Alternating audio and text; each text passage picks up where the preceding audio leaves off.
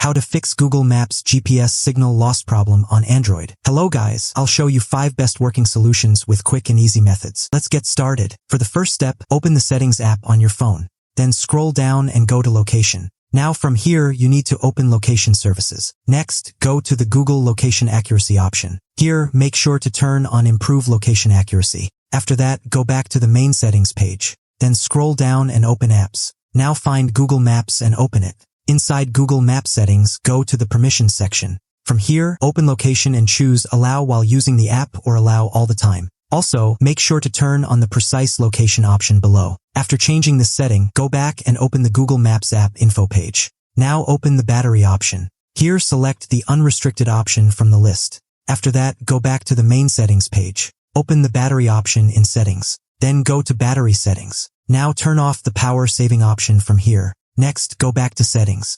Open Location Settings. Then go to Location Services. Here turn on both options below, Wi-Fi scanning and Bluetooth scanning. So these are the 5 best working methods to fix the GPS signal loss problem. Still having any issues? Let me know in the comments. Thanks for watching.